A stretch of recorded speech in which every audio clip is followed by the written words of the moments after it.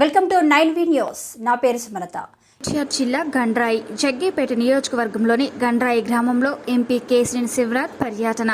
పల్లె పండుగ 2.0 కార్యక్రమంలో MLA Sriram Rajagopal, KDCC bank chairman Nettem Raghuram, Vijaya dairy chairman Chellasani ఆంజనేయులతో కలిసి పాల్గొన్న ఎంపీ కేసినేని శివనాథ్ గండ్రాయి గ్రామంలో కమ్యూనిటీ గోశాల, మినీ గోకులాలు, సీసీ రోడ్లు, కల్వర్ట్లు ప్రారంభించిన ఎంపీ కేసినేని శివనాథ్ 15 లక్షల సీసీ రోడ్ల నిర్మాణ పనులు శంకుస్థాపన చేసిన ఎంపీ కేసినేని శివనాథ్ 10 లక్షలతో నిర్మించిన కమ్యూనిటీ గోకులం షెడ్, 70 లక్షలతో నిర్మించిన సీసీ రోడ్లు, ఎస్సీ కాలనీలో 7 లక్షలతో ఏర్పాటు చేసిన కల్వర్ట్లు ప్రారంభించిన ఎంపీ కేసినేని శివనాథ్.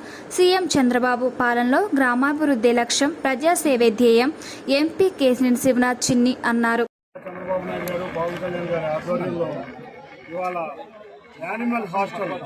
నరేగా నిధులతో యానిమల్ హాస్టల్ ప్రారంభించడం జరిగింది. ప్రతి నియోజకవర్గంలోనూ ఒక యానిమల్ హాస్టల్ ఉండే విధంగా వాళ్ళ నాయకులిద్దరూ కార్యాచరణ రూపొందించారు.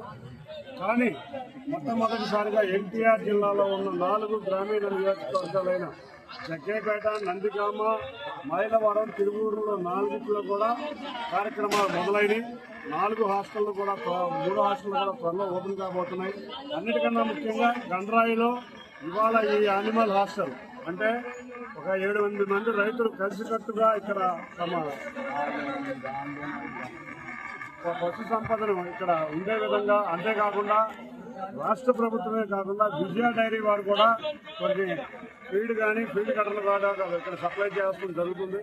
కాబట్టి రాష్ట్రం మొట్టమొదటిసారిగా ఈ యానిమల్ హాస్టల్ ప్రారంభానికి సహకరించిన ఈ గ్రామ ప్రజలకి, ముఖ్యంగా నందిగామ నియోజకవర్గ ప్రజలకి, అందరికీ, అధికారులకి,